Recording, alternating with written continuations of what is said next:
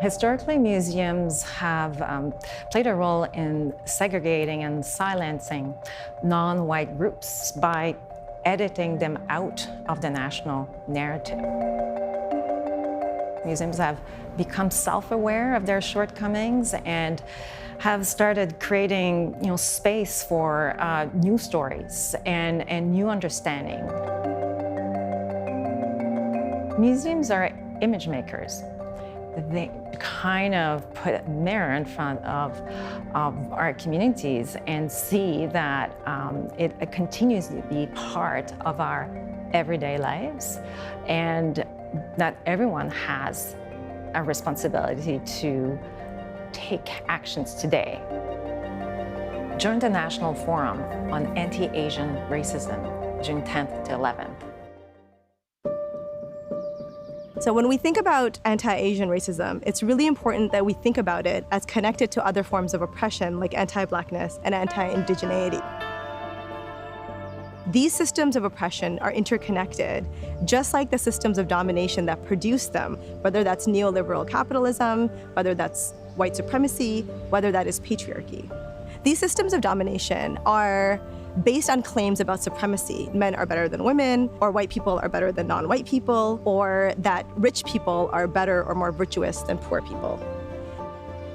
Thinking about these systems of domination and oppression as interconnected is really important because it allows us to have more expansive notions of liberation. We learn from Black feminists that none of us can be free until all of us are free.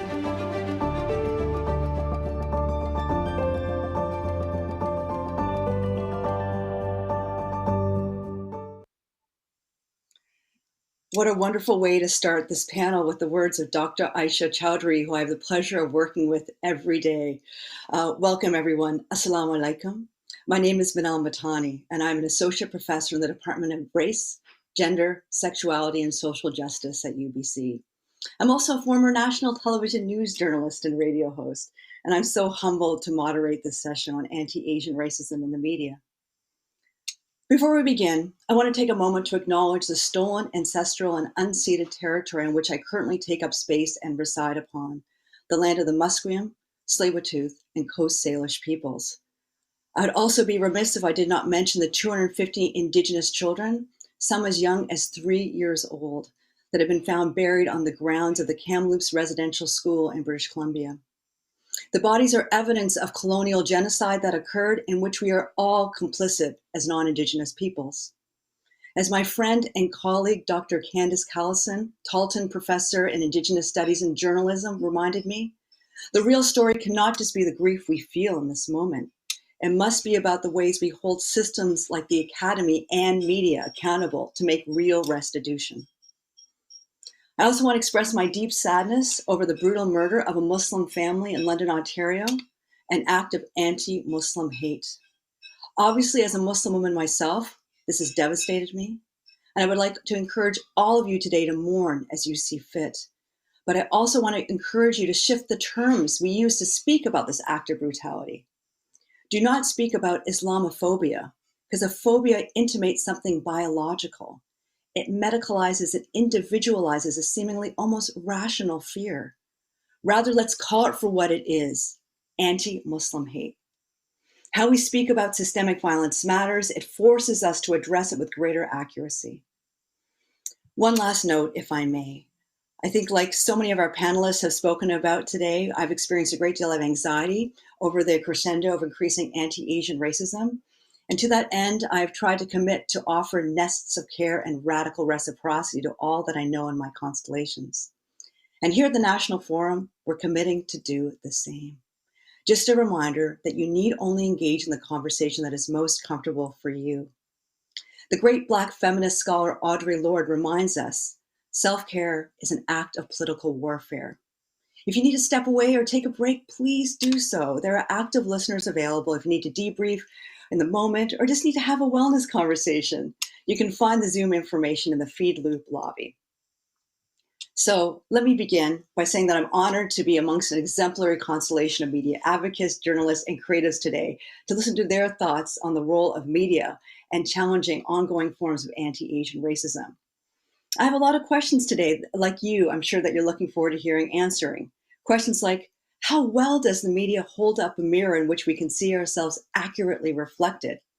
How have damaging stereotypes of Asians, covering the gamut from the perceptions of being illiterate, undesirable, filthy, detached, to the current stereotypes of the crazy wrist Asian and the myth of the model minority, influence our ability to experience belonging and create a sense of place?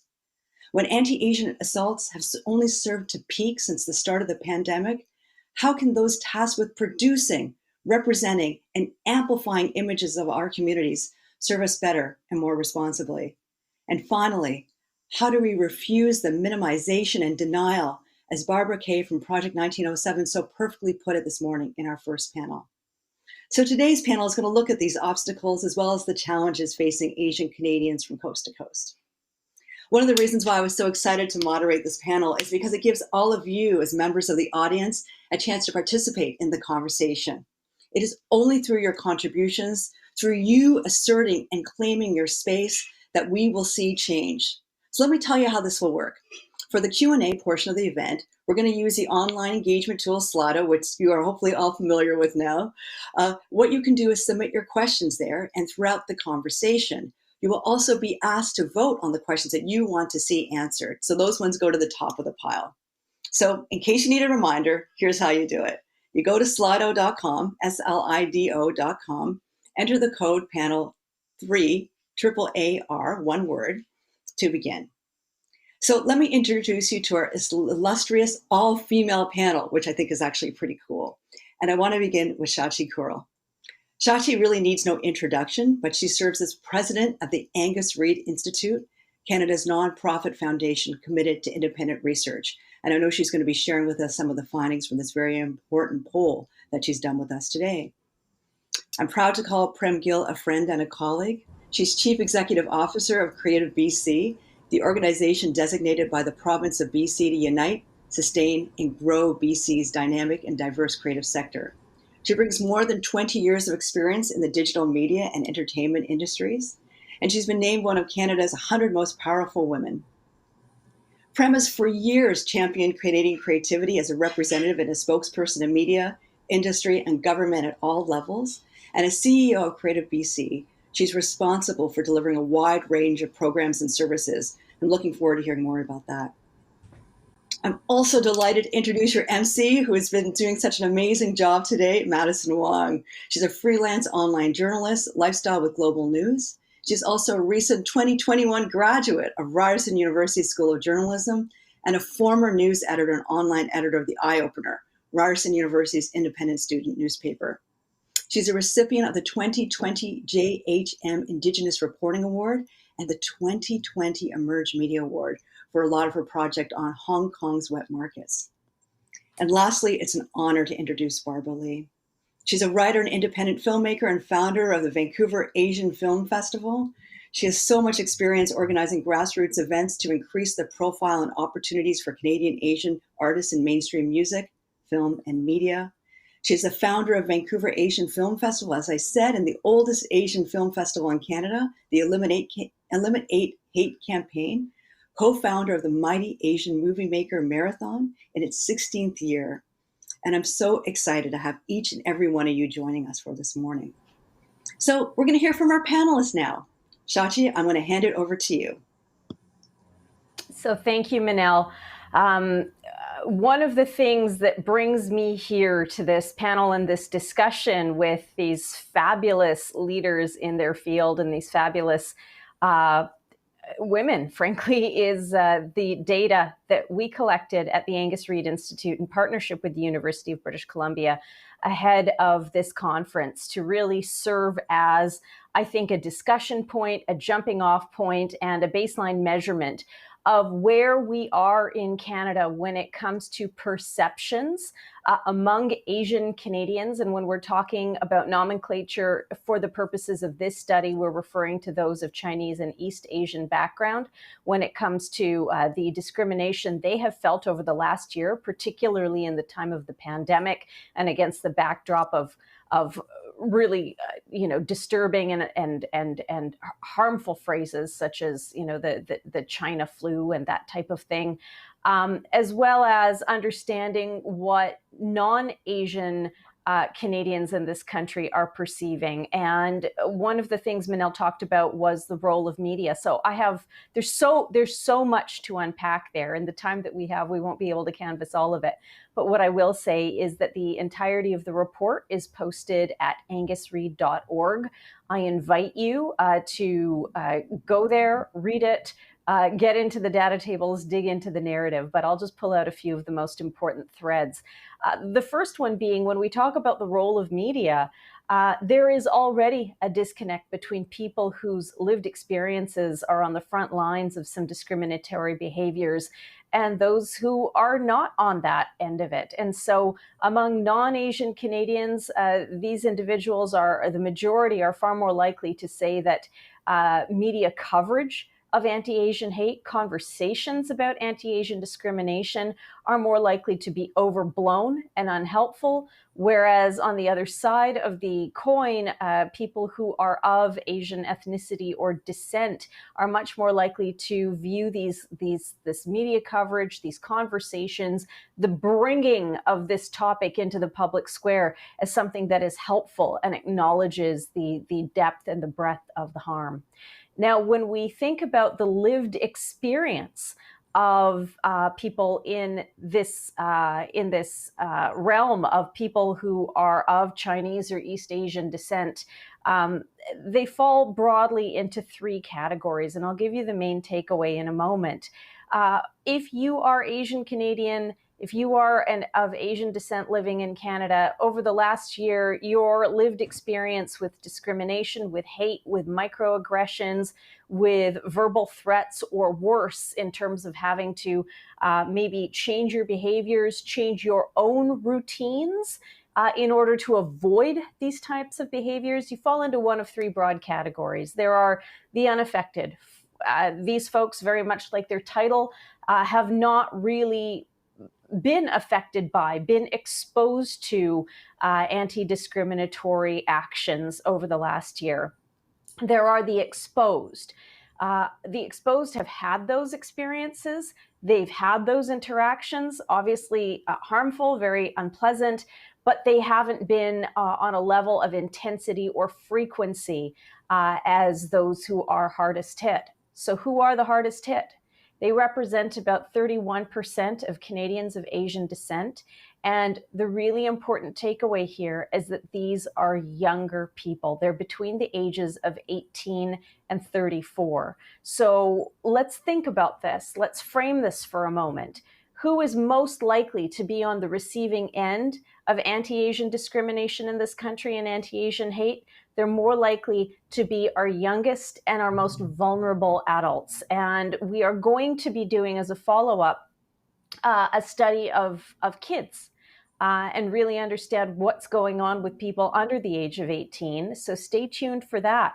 But I can tell you already that, if you're a student, if you are someone working the front lines in the service industry, if you are someone who's lower income, if you are someone who's younger, you are more likely not only to be reporting increased frequency of these types of discriminations, you're also more likely to say that it's hitting you harder, it's harming you worse. And of course, that is in part because it's happening more to this demographic, but also because at that age, of course it hits you harder. Of course, those life experiences haven't had an opportunity or haven't had the dulling of the pain, so to speak. And I think we can all speak to things that happen to us as kids or as young people that stick with us a lot harder than things that are happening to us as we age in our lifetimes. So that's one of the major takeaways from this study. The other takeaway, I would say, is just the level of saturation in which anti-Asian discrimination is perceived. And indeed, 47% of Canadians of Asian ethnicity or heritage are of the view that anti-Asian discrimination exists in their own communities. So more so, frankly, at the national level, a little bit more so at the provincial level, but even at the community level, you've got nearly half of people of Asian descent saying, yes, this is a reality in the community in which I live. I just want you to sit with that for a moment. Let that settle, because this isn't something that's happening in somebody else's neighborhood. This isn't something that's happening in someone else's province or a national headline that is affecting other people. It is affecting our friends, our neighbors, our colleagues in the communities in which they live. So when we talk about lived experience, that's what really brings it home. Again, there's so much to talk about, but I'll leave it here just for now, and I'm sure we'll circle back in part of the conversation. But when we ask the question to respondents of this survey, so what are your thoughts about the future? Are things getting better or are they getting worse?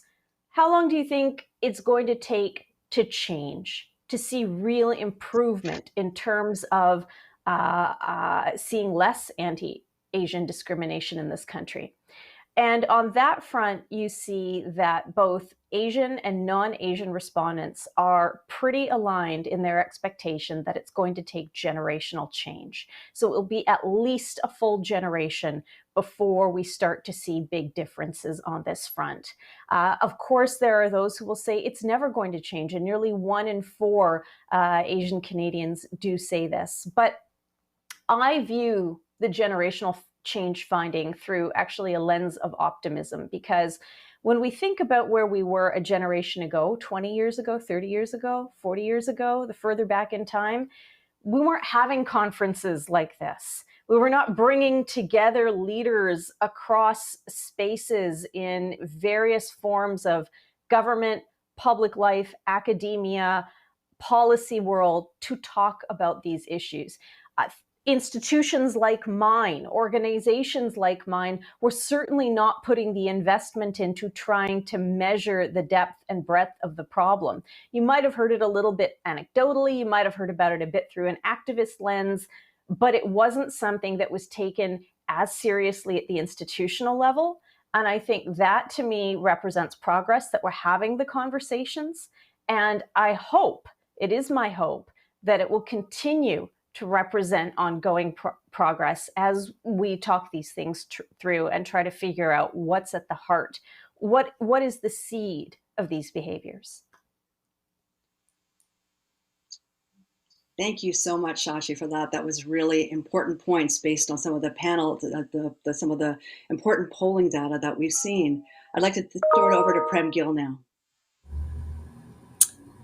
Thank you, Manel, and thanks, Shachi, for your presentation as well. I'm going to talk about a couple of studies that came out in the last few days as well in the sectors that I'm involved in.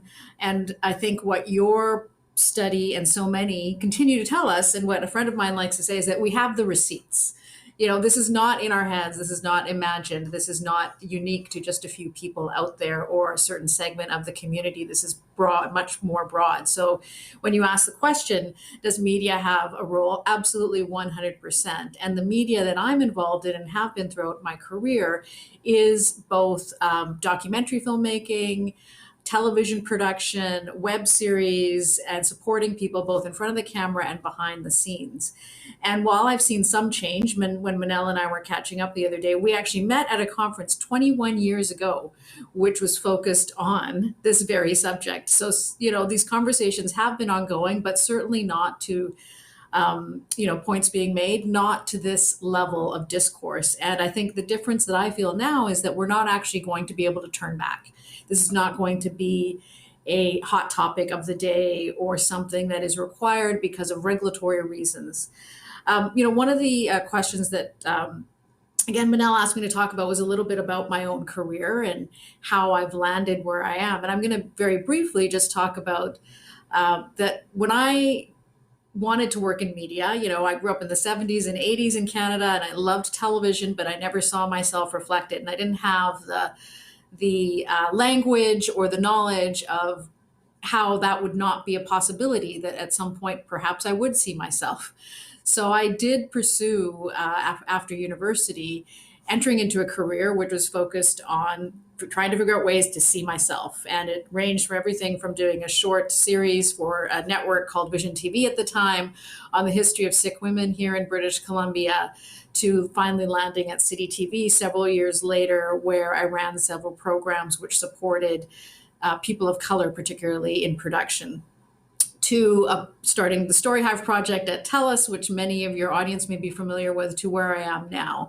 And, while my roles have been broad reaching, I always have come back to, with myself and my teams, and how can we create targeted focused programs that actually support all of these things that we're talking about. But a couple of things that I want to bring to your attention in terms of the extremely important role that both scripted television and film play in this discussion and discourse is, many of you may have followed this week, Simu Louis and Jean Yu from Kin's Convenience disclosed the inequity and racism they felt on being part of that show. Sadly, I don't think that's a unique experience on a show that was very specifically focused on an East Asian family. However, that may be very different when you're the person of color working on a show that is not focused on that specific storyline. But one of the receipts that I wanted to bring to your attention is there's an organization called Women in View, and they're a national organization that focuses on they've done research over the years where they're looking at key roles in Canadian film and television, specifically directors, writers, producers, and showrunners. And after many years, Women in View has finally taken an intersectional approach to this study. And it was just revealed in the last couple of days, the latest study. And it's been revealed that across gender parity for initiatives, these roles, when they set targets, this does work. However, this does not impact diversity or advance Indigenous, Black, or women of color in any of these roles. I can go much more into the detail of this study, but I think that pretty much says it all. That when Indigenous, it also revealed to us that when Indigenous women lead, more Indigenous people are hired for a production. It is not the same when white women lead productions. There's not enough data actually to support analysis of when Black women or women of color lead productions and in leadership roles, because there just isn't enough of them. So in, my few minutes here before we get into the Q&A, I would just sort of conclude that film and television play a critical role. We, as a person in roles like mine, we have a big responsibility to ensure that when we're developing programs, what kind of partnerships we're developing, the targets that we're creating, working with organizations and partnering with Barb Lee is a friend of mine and a partner on many things that we're undertaking either now or in the future. But I would say very specifically, we need to look at how we support talent in their pathways across the industry, in their careers and development, but also our actions are also connected to accountability, because without that, they can sometimes just be actions. But I'll leave it at that for now, Manel. Thank you.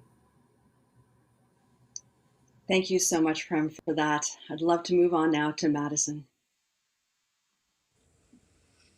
Thanks, Manel. I'm going to start off my part of the conversation with talking a bit about what it's like to be an Asian identifying person in the newsroom. And there is so much to this conversation. I want to say from the beginning of my undergrad to even up until now, I've found myself debating multiple times if I will ever have a place in this industry. I've had awful experiences with primarily white folks who have just made me feel terrible about my future. I've had racist and sexist DMs sent to me after writing stories on race and equity. I've had people start conversations with me saying things like, is your mom a boat person? Or what kind of Asian are you? Or, things like, oh, your English is good for a Chinese person. I've been gaslit, I've been mansplained to, I've been the only racialized person in all white meetings flagging concerns. And like many of my Black, Indigenous, and racialized peers and colleagues, I've had my mental and physical health take such a toll from being burnt out, from feeling the need to work 10 times as hard as a racialized journalist in comparison to my white colleagues. And writer Pasim Matar has a wonderful piece in The Walrus. It's called Objectivity is a Privilege Afforded to White Journalists, where they compare being a racialized journalist to walking a tightrope. So she writes, and I quote, "From the second that so many racialized journalists walk into news organizations, we are still so often the only ones in the room. And where there are racialized journalists at all, there are even fewer Black and Indigenous journalists. As you go higher up the ladder of these organizations, it's not long before Black, Indigenous, and racialized journalists aren't even in the room at all. So this concept of objectivity in particular, I feel has been embedded in journalism schools and much of the media landscape today. It wasn't until the end of my first year of undergrad that I really started to question objectivity and what my school was teaching me. I have a story about that, but I'm very conscious of time right now. But like Matar's article, there's just been numerous discussions and points raised on how this notion undermines marginalized experiences. Like to give a recent example, looking at the Atlanta shooting, many Asian identifying journalists across North America were questioned about whether or not their bias would show if they covered it. They had editors tell them that they'd be too emotionally invested to cover it, and so on and so forth. And this has been an ongoing issue and discussion for numerous racialized journalists, from whether it be reporting on their own community to other racialized communities to just issues of race and equity and social justice overall. So while racialized journalists don't have to be the only ones writing about race or pigeonholed to it, having a racialized journalist write a piece on their community, if they are, of course, comfortable and up to it, can really make a story that much more authentic and powerful. Sources seeing someone that looks like them, or, they can form a bond with and trust, and someone with lived experience and understanding of the issues is a pro and can lead to them actually uplifting that community and giving them a platform. And with that, I also want to emphasize that these journalists should also have the right support within these newsrooms. So this includes allotting them the time if they need more time to write, because as we know, sensitive stories require more time, they require more effort, and they can be emotionally draining. Sometimes you can't just call up a racialized folk and ask them to explain something that can be potentially traumatic and potentially emotionally draining. So additionally, these writers should also have mental health support and be able to feel comfortable seeking additional help from colleagues if needed. So as a recent grad from journalism school and also a young racialized journalist who is now in the field, I wanted to highlight how journalism schools can not only improve students' learning, but better support BIPOC and 2S LGBTQ plus students to work towards more equitable coverage and our newsrooms. Earlier this year, my classmates and peers crafted and signed a call to action, which was addressed to our journalism school, outlining a number of concerns and demands. So this included things like implementing trauma-informed reporting classes, mandating race and equity-based classes, mandating equity training for staff, and just increasing overall mental health and support for racialized and marginalized students. And I'm putting an emphasis on journalism schools today because they play a key role in shaping the current and future journalism industry. The media has a complex and long history of misrepresenting and harming Black, Indigenous, racialized, and marginalized folks. And this has led to severe distress, fear, reluctance, all within these communities. And oftentimes they don't want to speak to the media. And considering the historic and prevalent power that these educational institutions hold in shaping understandings of Black, Indigenous, racialized, and marginalized narratives, as well as the lasting impacts that these groups face from mistreatment within institutions, these schools and programs should make a concrete effort to create a better structure, a better curricula, and decolonize their classrooms. So when it comes to journalism and media programs, we need to ensure that students who will be entering the industry are as equipped as possible on how to best report and represent these communities.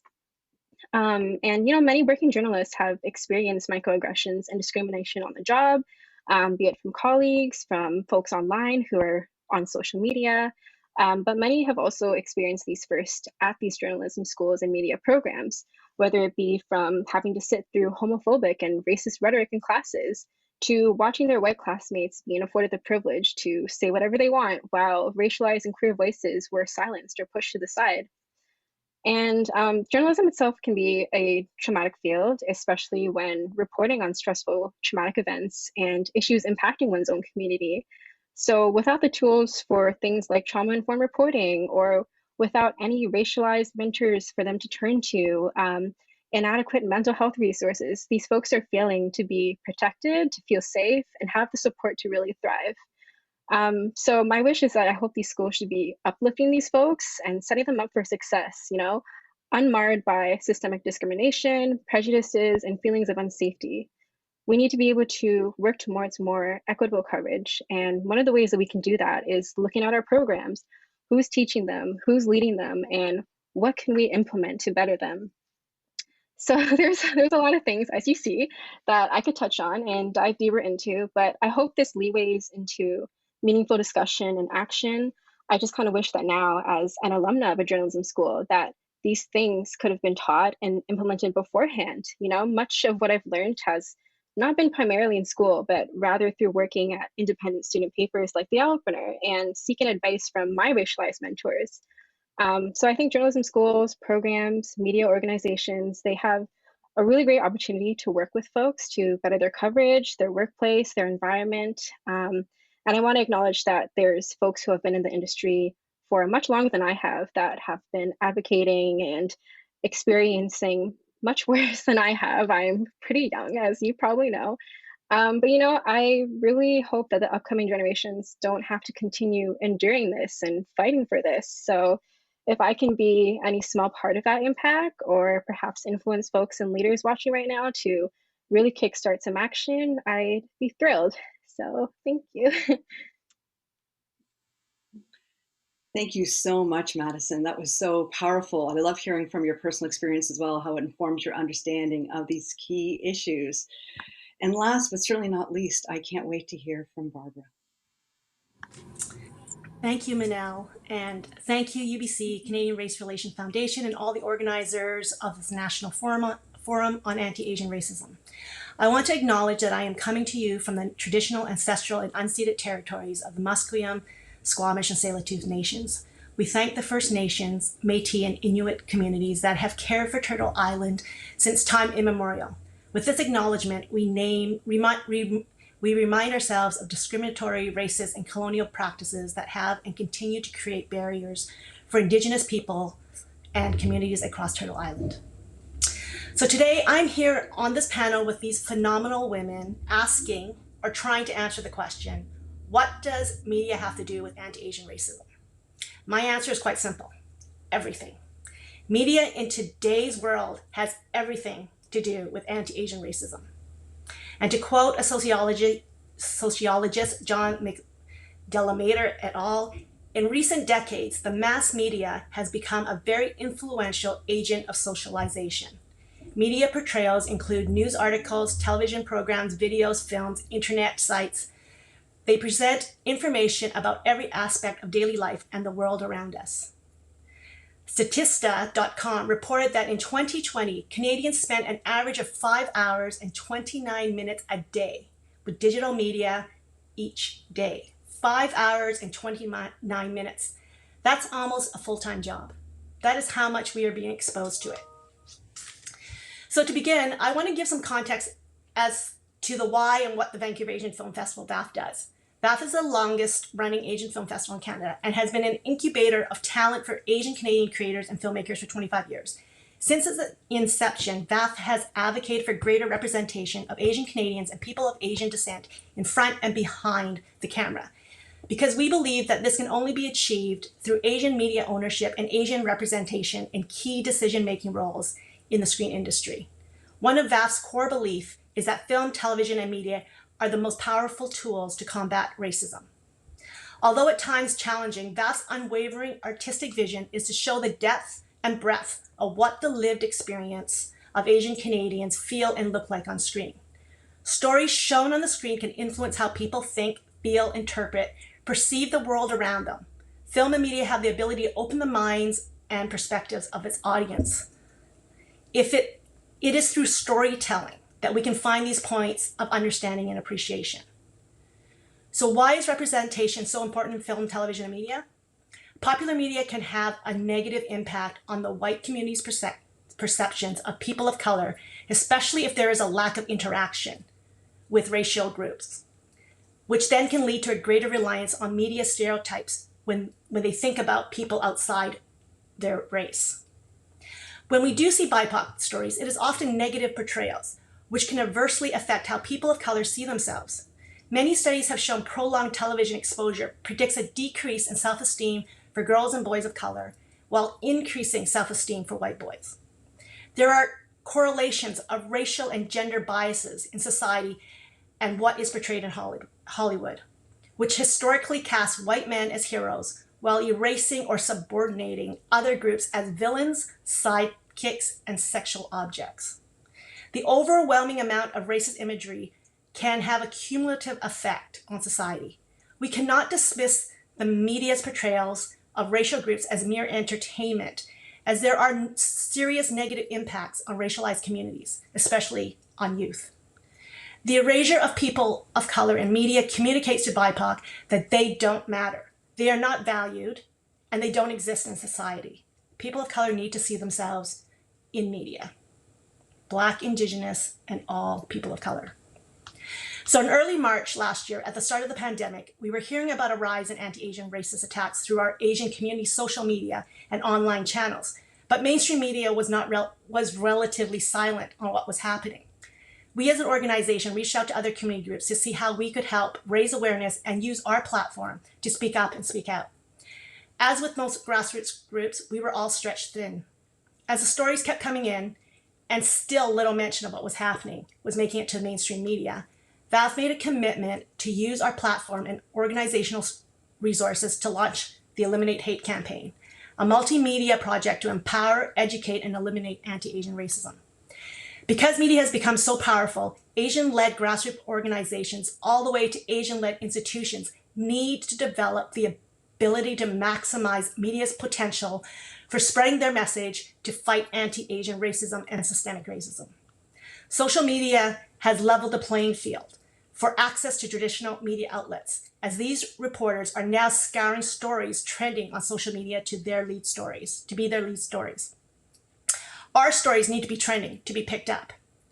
When I worked in the newsroom, along with Shachi over 20 years ago, and working with Prem with all the different projects that we have done, when I was in the newsroom, we would be reading Associate Press and Canadian Press feeds for that day's top story.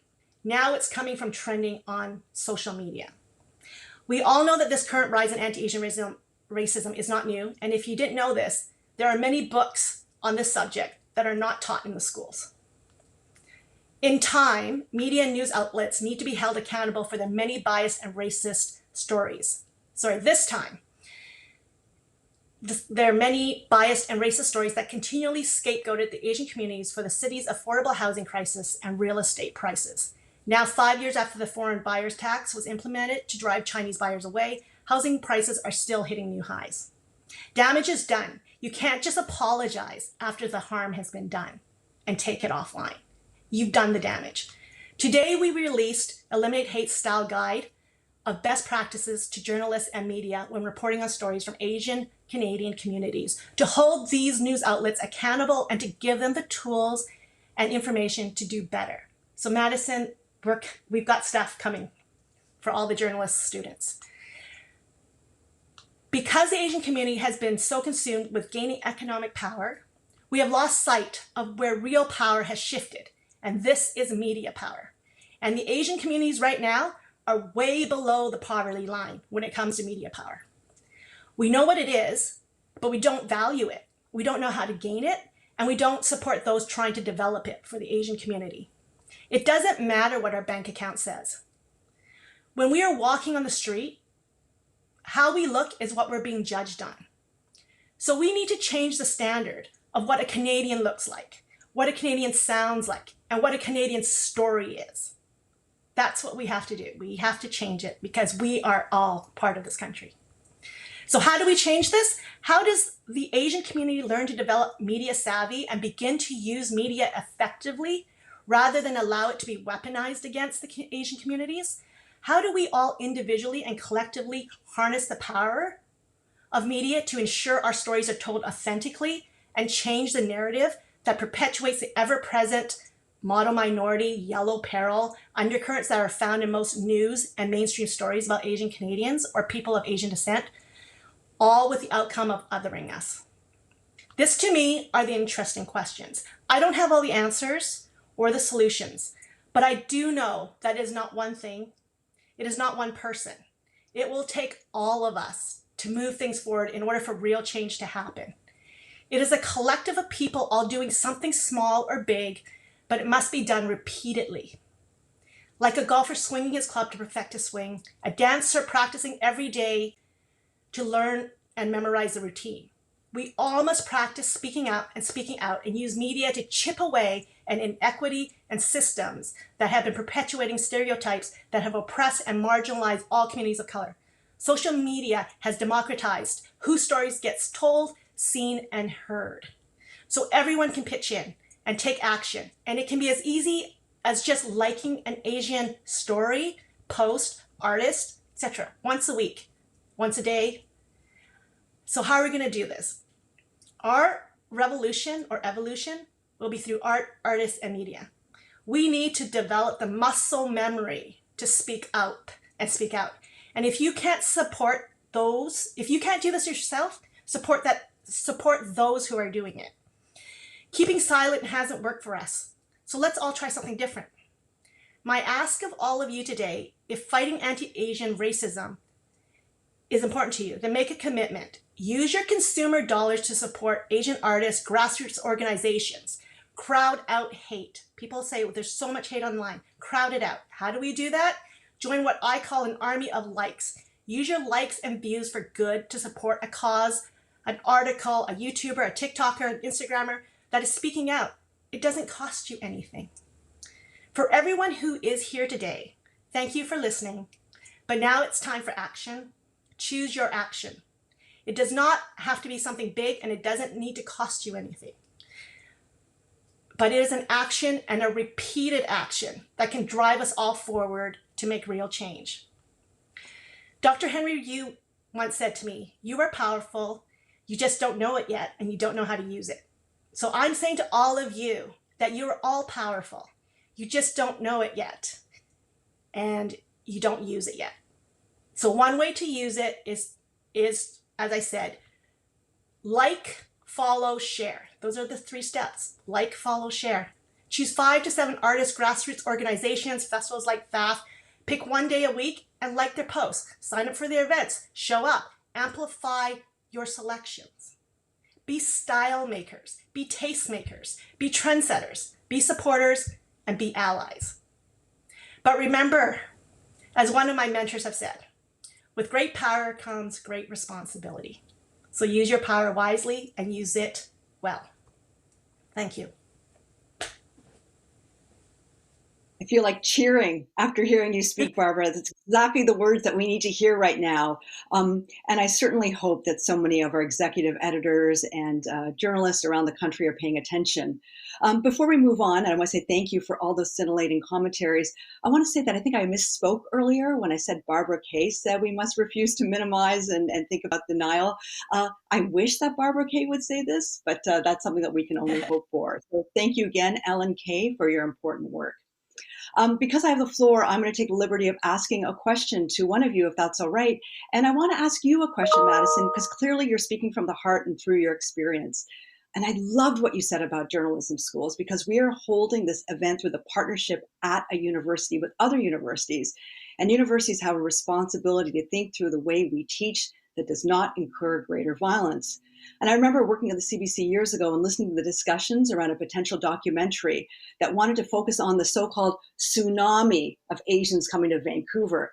And notice that there's always this kind of throwback to the notion of harbingers of natural disasters, flooding, tsunamis, to describe what it is that we bring to places. And I remember feeling super helpless to intervene in the story development. So I wanted to ask you, what do you want to say, Madison, to senior executives, executive editors today? If you had the floor, what would you say to them? Wow. I've never been given the platform to speak to seniors, but you know what? I want to say that as a young racialized journalist, I wish that all folks my age who are just kind of entering the industry were given support, be it, pairing them up with an editor that's willing to kind of take, like an hour a week just to walk them through some of their experiences, or, give them the opportunities to chase a story or to help on big projects. Because I feel like most of the times when students like myself are starting an internship or we're starting a new job, we're usually still kind of looked at as the students that just freshly out of grad don't really know what to do. Whereas, this is our opportunity to learn. It's our opportunity to give our ideas. It's our opportunity to possibly make your newsrooms better and to pitch ideas and stories that are often overlooked, especially in Western legacy media. So, I was fortunate in my first academic internship to have a mentor who was a woman of color.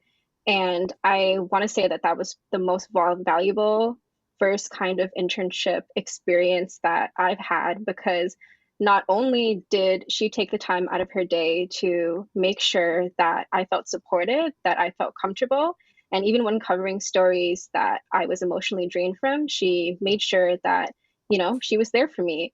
And it's scary being a young person entering such a newsroom, especially during a time like COVID-19, where it's virtual and you have to say hello on Zoom. It's really awkward.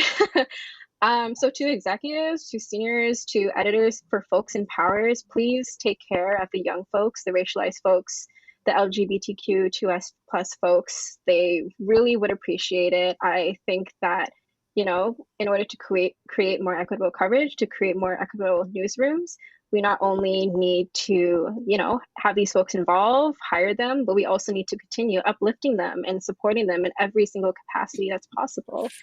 I have lots to say, but that's probably the first thing that comes to mind. Well, I so appreciate your thoughts on that, Madison. And it's particularly important, particularly as you say, to speak from, it's not just about speaking from the heart. And I think all of us are doing that, but hear about your experience as someone who's more junior in the newsroom is really key. We have so many great questions. I don't even know where to begin, but I'm looking at the clock and recognizing that we don't have too much time together. So let me get right to them. And Prem, I would love to throw the next question to you, if I may. And it's a follow from one of the questions that have come up from someone who's anonymous. And this is a question I'm throwing to you because, of course, the Women in View study just came out, I think, a couple days ago. And it's around, how do we challenge the fetishization of Asian women in media? Can you speak to that for us? Sure, I can. I mean, I was really resonating with, so many things that Barb said, and Madison, having been in those positions and alongside with Barb in so many of these conversations for literally decades. How the biggest way we can change that is by who is getting funded to write the story, who is producing it, who is the writer, who is the showrunner, who are in these key roles. And that is proven again and again that things change when the storyteller is empowered, but also not just the only individual involved in something. I think some of the things that we're hearing from some of the talent involved in Kim's Convenience, as an example, that they have publicly shared, is that when you're the one person in the writer's room, even if you're the top writer, when you don't have that allyship or other people around you, things don't really change that much. They just feed into those stereotypes. And it is going to happen production by production, show by show, and those people who are in those decision-making roles on who decides who gets the funding. Again, it has to happen at all levels. And whether there are racialized people or Black people or Indigenous people in those roles, it is also, the mass education and ongoing commitments from the other people as well, who are already in those jobs and those roles. So it can happen through targeted programs, through weighted criteria on how and who you're funding.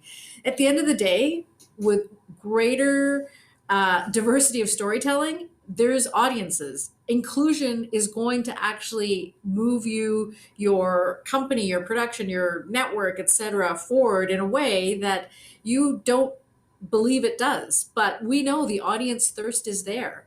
We're constantly searching to see places where we can relate to stories, but also see different types of people presented. So, the way it'll change is by helping more people who are from a variety of backgrounds become the writers, the producers, the directors, and the actors in these things. And then also the crews that help make this content.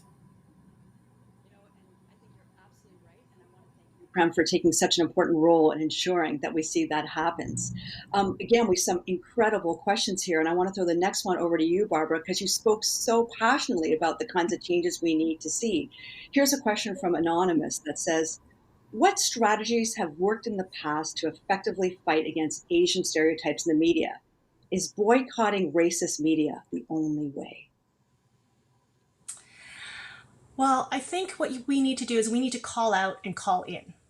So that's it. It's about when you speak up.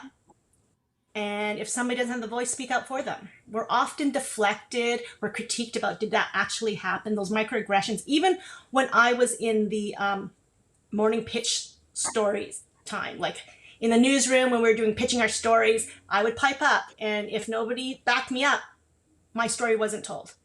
So I would say that it's everybody's responsibility to call things out. Social media is a great platform to call things out. And then like it, share it, retweet it. That's a definite way. But I think it wouldn't matter if we had lots of different stories, because the Asian community is not a monolith. So we have all types of people. So we can't have that one Asian. Oh, I've already checked my box and I let this one Asian story happen and produced it, and it didn't do that well, so we're never going to have another one. We don't have the opportunity to fail and learn. We have to be perfect out from the gate. And I'll tell you, I was the Rio Diversity winner with the National Film Board. And my film got half the budget of a white filmmaker. And I was supposed to hit it out of the park. And no support for the second one. I didn't have an opportunity to learn my craft and get better, because you only get one shot. So I hope this time around that it's not just the one shot. There's so many more opportunities, so many stories to be told that show us with a full range of characters, with a full backstory, with a full humanity. That's what we need.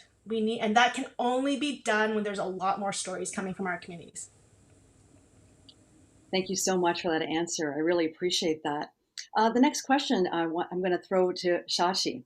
It's from Georgia, and it's about how do we educate in media about other intersections of oppression within our own communities when there are often outdated views and language barriers?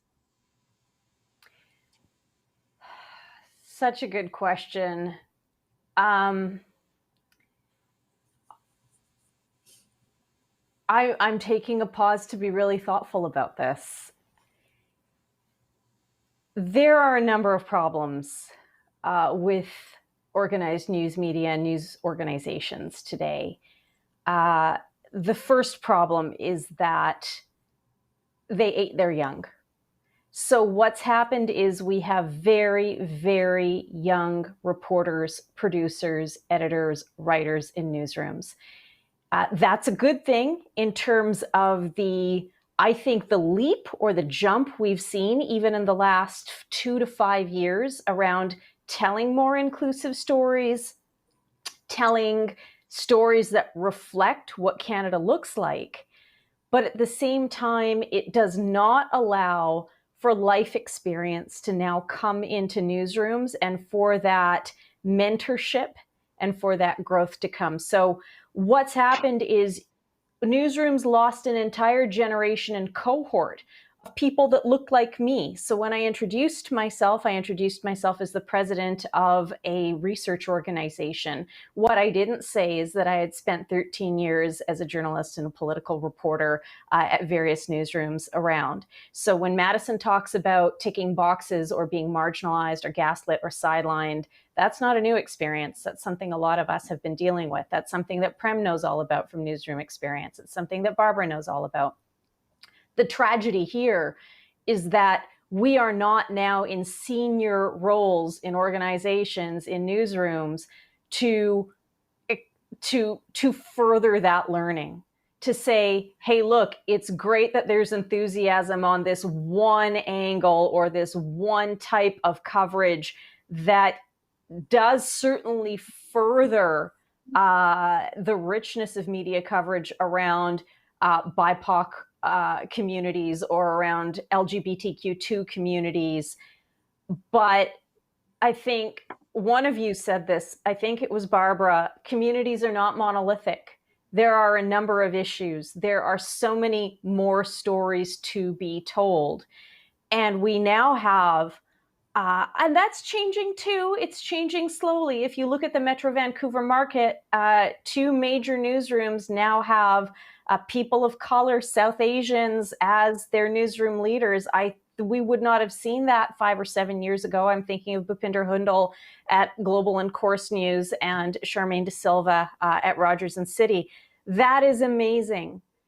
That is, however, something that we're just, so take some heart and some comfort in knowing that change is coming. But in terms of educating media and educating journalists, remember, it's also just about educating young reporters not to lose sight of some of the stories they should also be telling, or some of the blind spots or the unconscious gaps that they may be bringing to news, not for any other fault or reason that they haven't been at it long enough to know all the things there are to know. So there is something to be said of the richness and experience applying your craft for 20 or 25 or 30 years. Unfortunately, the reality of newsrooms today is very few reporters will have that chance, and indeed very few reporters of color, or really any reporters, will have that chance. So I think it's got to be done in a way that doesn't put reporters and newsroom leaders on the defensive. It's got to be done in a way that engages and says, we're here to help. Would you like us to help you? Can we please have the permission to help you? And I know that many people listening to this will say, well, that's BS. You got to punch them hard. Yeah, but you've already got an industry in a complete defensive crouch at the moment. So the more that things can be done in a way that extends a hand rather than a fist, I think is key. Shachi, once again, I think you knocked it out of the park with that answer. Really helps us understand so many of the complexities, particularly from an intersectional perspective. This is going to be the last question from the audience, and I'm going to give each one of you a minute to respond. And Prem, I'm going to throw this one over to you because it has more than 20 people who want to see this question answered. And it has to do with Kim's convenience, which I know you and I have been talking about recently. And the question is this. Do you think that Simu Liu's recent comments about his experiences as a cast member on Kim's Convenience will help or harm representation by Asians in the media? Probably both, if I'm really answering honestly. If I focus on the help for my 1 minute here, I would say let's help other people to not be afraid to speak out about their experiences or seek support. And it's really heartbreaking that Simu and some of his fellow cast members or others who worked on that show felt like they could never speak up while they were working because their hands were tied to their, employer. And I don't think it's unique to that particular show. So yes, you know what? To Barb's point, let's like his posts. Let's support him. Let's support others and not being afraid to share their experiences so that we can learn from them and do things differently. Thank you so much, Prem. What a great way to help us think about the opportunities we can all intervene in these very damaging stereotypes. Shachi, how would you like to offer your 1 minute of some closing thoughts, given the conversation that we've had? It's a tough question for me to answer because I know so little about showbiz. But what I can say, I think from a more holistic standpoint, is it takes an incredible amount of bravery to speak up and speak truth to power. And sometimes, to Prem's point, the reality is it can be counterintuitive. Sometimes playing the game ends up being a more successful way forward, or doing it softly and exercising those whispers from inside the room than outside the room. But I don't endorse one practice over another. I think one of the pressures that we put on ourselves as people of color is that there is an expectation that there's only one right way to make change, and there's only one right way to do things. And so Simu did it in the way he felt was right. And I think we have to support that and applaud his bravery in doing it, and also acknowledge the backlash, and also acknowledge the knock-on effects. Every action has a reaction. And so could that have been handled differently? Should it have been handled differently? I think at this point, what we're learning is that there are many roads to progress. There are many roads to change. Some of them are going to hit potholes and slippery bits and dangerous bits at different stages and intervals. And I think that the best thing we can do is to, frankly, suspend judgment over you should have done it this way, you should have done it that way. If we can just take the you should have out of our language around all of this, I think that is the really the most important thing we can do.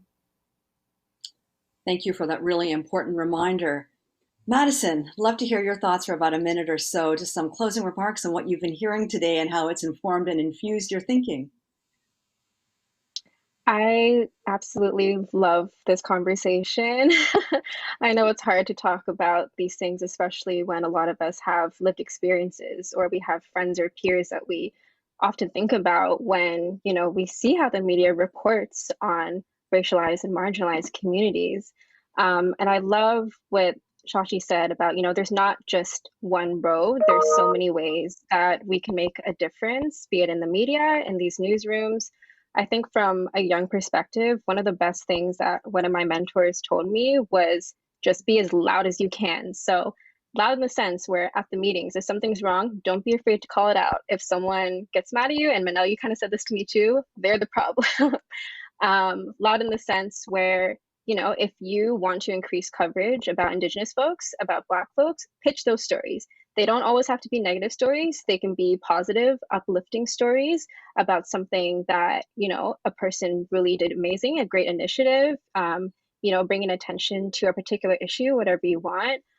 It can be loud about, if someone asks you who you would recommend to hire, think about your racialized and queer peers, if you think that they'd be a really great job, try and make that space for them and try to give them those opportunities. And you know what, like, be loud and proud of your career. I feel like for a lot of Asian folks, it's common for people to say, just be grateful. Like, you don't have to say anything, just be grateful for your job. But I've kind of had to unlearn that myself. I am definitely grateful to be in a position where I'm able to write these stories. I'm able to give folks a platform, but I also know that I'm in the position to do more, to push for more, to advocate for more. And in these newsrooms, and hopefully with some change in these educational institutions, I can really help folks who want to pursue media or in the media have a better experience. So I hope that encapsulates some of my thoughts. It totally does. It totally does, Maddie. And I'm just so glad you're working in the industry and making such important differences that we really need to see. Barbara, over to you. I can't wait to hear your final thoughts and how this conversation has shifted things for you, or anything else you'd like to offer in our last few minutes together. Well, I always love these conversations. I love to hear from Prem and Shachi and Madison, because I really think we need to engage young people. They're the ones coming up that have to do a lot of the work too, and we've got to hand off a lot and mentor for them. So I just want to make that point about Simu Liu.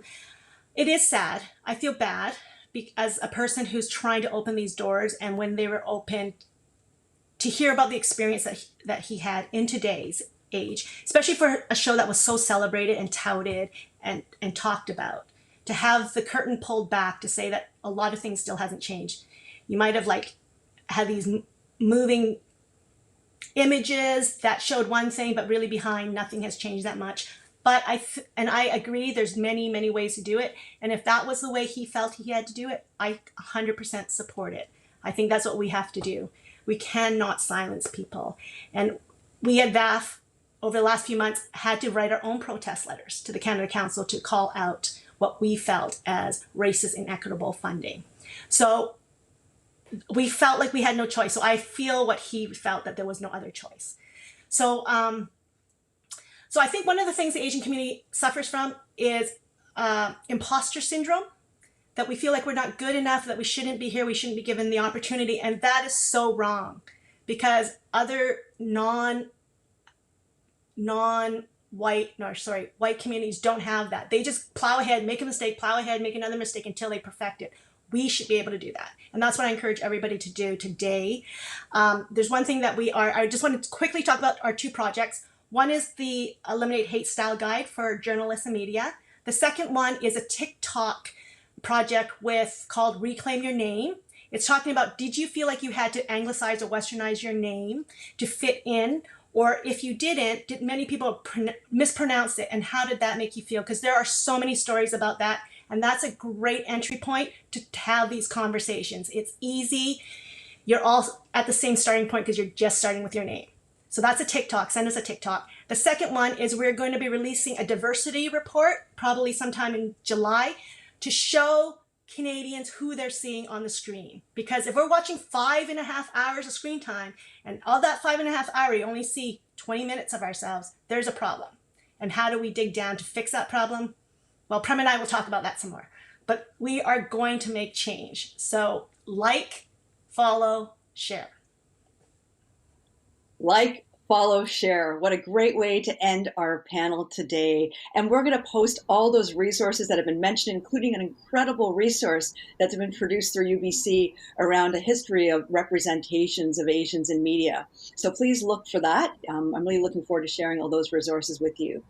I want to thank all our panelists for really showing me what radical reciprocity can look like. Thank you for creating nests of care for us as we continue doing this very difficult but very important work.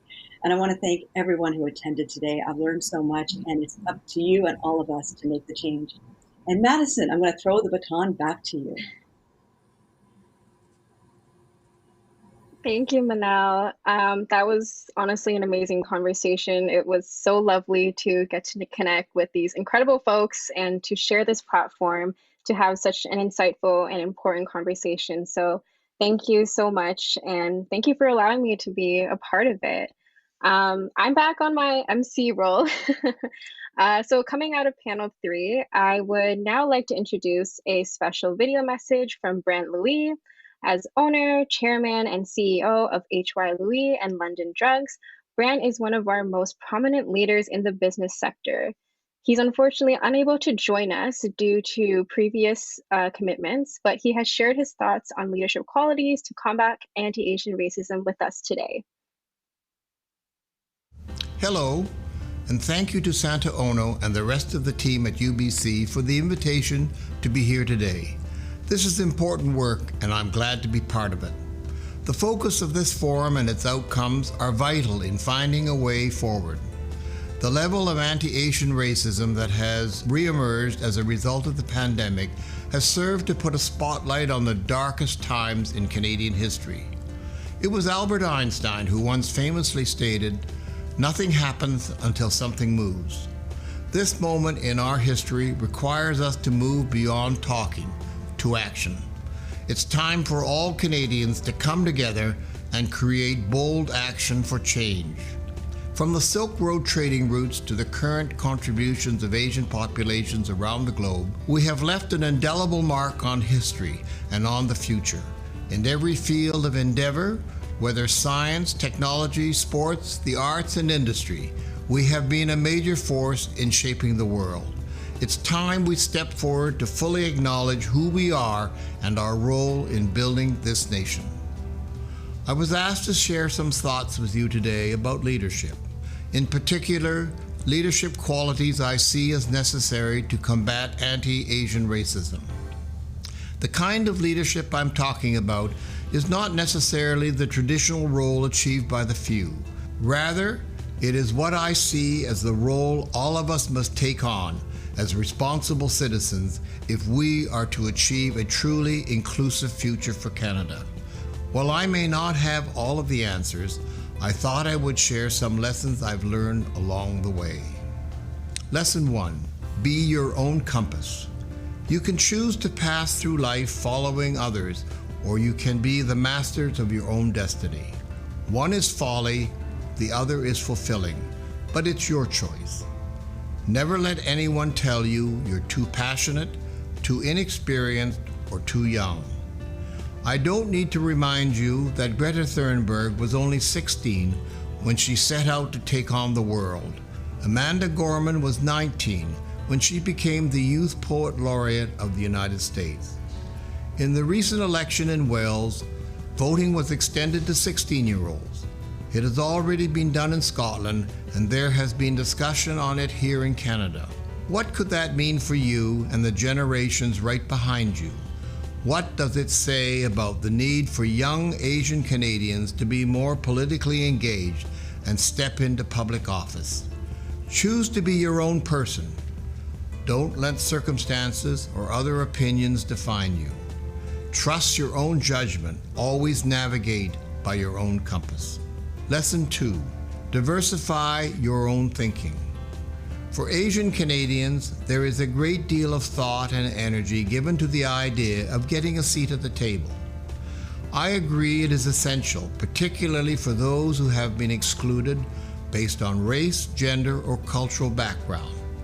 But it is not enough just to get a seat.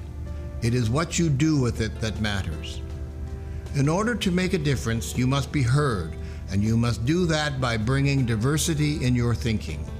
In my experience, the people who are taken seriously and have impact are those willing to challenge the way they think. They are the ones who learn outside their own area of expertise and who are willing to risk failing to succeed long term. Progress isn't made by doing the same thing the same way and staying safe. It's achieved by testing the edges and pushing boundaries. I encourage you to be the person at the table who is heard and leads the conversation. Take your place confidently and make room for others like you by how you use your voice. Lesson 3. Silence is not action. Just ask any leader who has replied no comment to a reporter's question. Silence may feel more comfortable, but it has consequences. It means you have surrendered your right to be included and to affect change. I know many of you are familiar with the term model minority. Remaining quiet and circumspect are some of its hallmarks. My generation and others were taught not to speak out.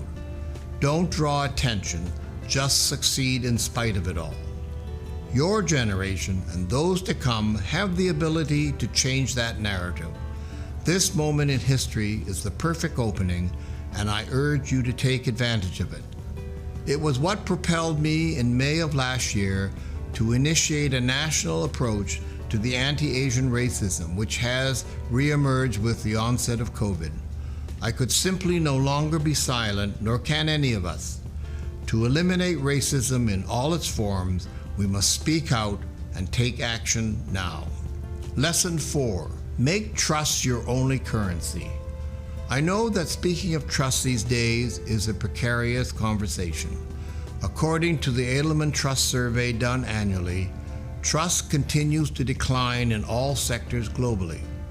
This is all the more reason to make the choice now as young leaders to make trust the cornerstone of your future. In whatever field you decide, and definitely if you make the bold choice for public office, creating trust must be your foundation. You can start by demonstrating it yourself. It should be evident in how you deal with others, in your actions, and how you keep your word.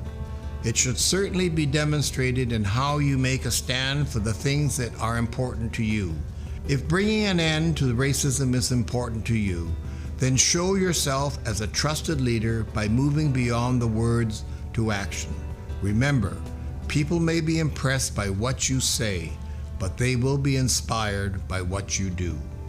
Lesson 5. Be an informed optimist. Education is at the core of my values, something I inherited from my father, grandfather, and ancestors. Well beyond traditional and academic schooling, it is essential to be a lifelong learner. It will provide you with a competitive advantage and broaden your experience. Most importantly, it is a way to maintain your optimism in the future, in a way that is both bold and well informed. I see it as each generation's role to influence the next one positively, just as you are doing here today. We owe it to the next generation to show them the possibilities of their lives. It is what will sustain us in the long term, even when faced with challenges like those we are experiencing today. Lesson 6. Fund the future. If we are not willing to play an active part in creating the future, then we are doomed to live a life others make for us. Each one of us has the ability to actively give back, even if we have few resources.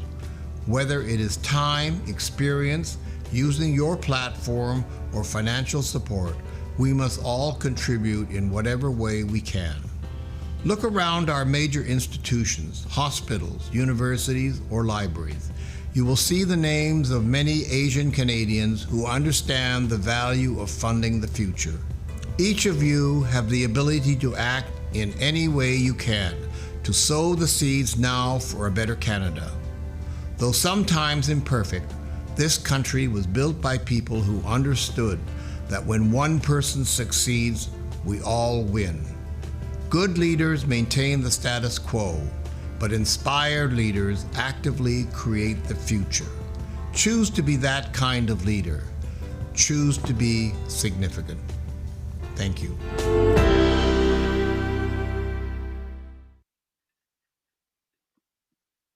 Wow. Thank you, Brant, for the incredible insight and for virtually, I guess, giving the time to share all of your thoughts and lessons. As a young person, I really do admire pieces of advice from folks like you who have been doing great work for so long. And of course, all of the participants that have spoken today continue to inspire the younger generation. So I really hope you folks know that. So before we get to speak to Minister Ng, I'm pleased to share 2 videos with you on behalf of the Forum, Canada's Prime Minister Justin Trudeau, and British Columbia's Premier John Horgan have shared greetings and remarks with you folks that should appear on your screen very shortly. Hello everyone, bonjour à tous. For starters, I want to thank UBC for bringing us all together today. And I want to thank all of you for engaging in this important topic and striving to establish bold recommendations for action. From community organizers and leaders, to scholars, to government officials, we all have a role to play in ending hatred and discrimination across our country. Je sais que ces derniers mois ont été difficiles. I know that the last month have been difficult for all of us. COVID-19 has put an upside to our life, but it should never affect the way we treat each other. Unfortunately, since the beginning of the pandemic, racism and discrimination against Asian people have been rising everywhere. Canada is no exception. So, that has specifically targeted Asian Canadians. In Vancouver alone, anti-Asian hate crimes increased by 700% in 2020. And I know this has been very difficult on Asian Canadian communities across our country. So I want to be clear. Attacks against Asian Canadians are attacks against all of us, and they will not be tolerated. As a government, we're committed to working with partners to address the impacts of anti-Asian racism and to find solutions to the systemic racism that still creates barriers in our society for so many. That's why we're expanding the Canadian Race Relations Foundation to help community groups combat racism in all its forms. And that's why we're making further investments to help places of worship, schools, and community cultural centers to be protected from hate-motivated crimes. These are just a couple of the initiatives that we're working on to combat racism, discrimination, and hatred across our communities. And as we work to build a fairer and more equal country, we will continue to listen and learn from leaders like you. Asian Canadians have made so many great contributions to our communities and our country. You have enriched Canada with your culture and your heritages, and we must stand together in the fight against the discrimination and hate that too many of you are facing. Ensemble, on peut et on va. All together, we will build a better country for everybody. Thank you. Greetings, Premier Joe. Bonjour à tous, je suis le Premier ministre Organ. La pandémie nous a testé. Brought out the absolute best. We all work together to fight the virus and keep our communities safe. But for some, it brought out the absolute worst. We saw an unacceptable rise in hate and racism.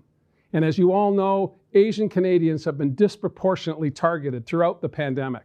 This is borne out by the numbers. We also know that hate crimes are often underreported. It's a pressing issue facing our province, and I want to thank UBC for hosting this national forum on anti-Asian racism. BC's best and brightest are turning their minds to this challenge, and our government stands with you. You have with us a shared responsibility to tackle systemic racism and discrimination in all of its forms.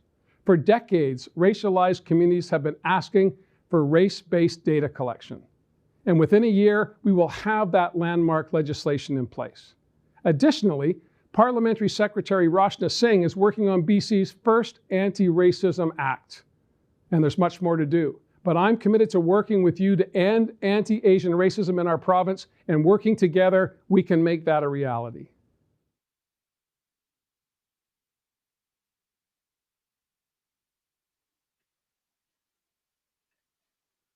All right, please join me now in welcoming the Honorable Mary Ng, Minister of Business, Export, Promotion, and International Trade to our forum. Minister Ng is a devoted community leader who has always believed in the power of public service. She has 20 years of experience in the areas of education, women's leadership, job creation, and entrepreneurship.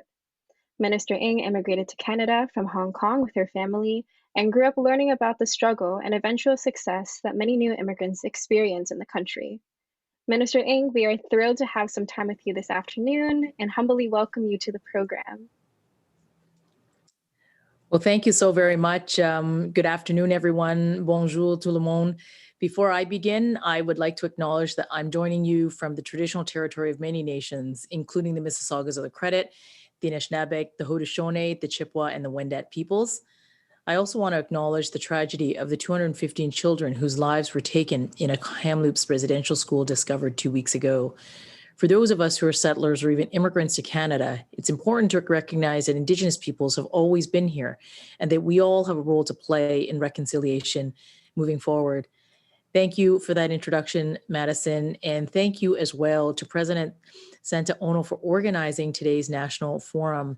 We've worked closely on this issue for over a year now, and I've really appreciated your continued leadership on anti-Asian racism. We know that Asian Canadians helped build Canada, and while this history is long and has much to celebrate, it has also sometimes been painful. From constructing the railways in the 1800s to the Japanese internment during World War II, to the denying of the docking of the Kamagata Maru. But today, Canadians of Asian descent contribute to our communities in incredible ways, employing thousands in their small businesses, serving as teachers, caregivers, essential workers, and are outstanding business, community, and sports leaders across our country. Yet, over the course of this pandemic, we have seen an unacceptable rise in anti-Asian racism. Right here in Vancouver, we've seen an over 700% increase in reported anti-Asian hate crimes. This is more than a statistic. It is people and communities from coast to coast to coast. It represents a text from a 70-year-old mother who sent to her son asking where she might be able to buy pepper spray in order to protect herself while going out on a walk. It means a parent worrying about their child and whether that child will be bullied at school. It means Asian Canadians being scared to walk in the street in fear of being attacked because they're racialized. Racism is real and has profound consequences. And it's not just anti-Asian racism. This year, we have seen devastating waves of anti-Indigenous racism, anti-Semitism, anti-Black racism, and Islamophobia.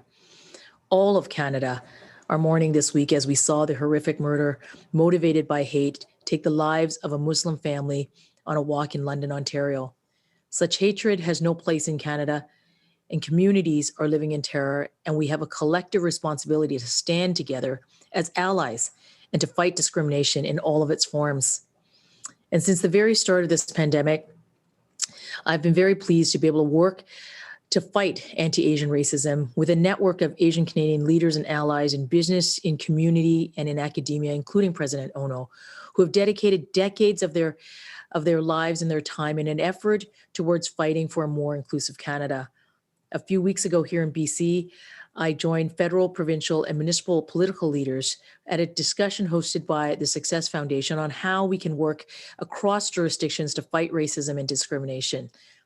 We're doing this important work with colleagues across the government, including at the federal level, with my good friend and colleague, Minister Chagger, who leads our government's anti-racism secretariat, Minister Blair, to ensure that community safety is a part of this important conversation, and members of Parliament who are vocal leaders for this in their own communities. Our government is taking a whole of government approach to fighting racism of all of its forms. Through Budget 2021, we're investing $11 million to expand the Canadian Race Relations Foundation to support all racialized communities directly impacted by the rise of racism during COVID-19, including to help establish a national coalition to support Asian Canadians. Last week, we took another important step by adding the definition of anti-Asian racism to Canada's anti-racism strategy. We are committed to fighting anti-racism, anti-Asian racism, and discrimination. Now is the time for change and for action. And we need all Canadians to join us as allies and to take action against the hatred and discrimination in all of its forms. I'm really looking forward to engaging with you at our panel later this afternoon. And I want to thank you for giving me a bit of time to speak to you on this very, very important issue. Merci beaucoup. Thank you so much. And back to you, Madison. Thank you, Minister Ng, for taking the time to speak at this forum and for touching on such important subjects and leading initiatives. Like you and many of our panelists and guests have said today, I also hope that these discussions can lead to meaningful action and change that will hopefully unravel at the breakout sessions this afternoon. So I want to thank each and every one of you for being here with us, as well as our distinguished guests and panelists from today. I also wanted to give a friendly reminder to folks that they can find information about how to connect with our active listeners and conference ombudsperson in the main lobby, along with a PDF of mental health and well-being resources if you or any of your peers or community member needs it. A lot of these conversations that we're having today have been emotionally draining, they can be triggering, and can really take a toll on our well-being. And UBC and I, of course, want to ensure that folks are caring for themselves and others. So just so you folks know, it's there if you need it.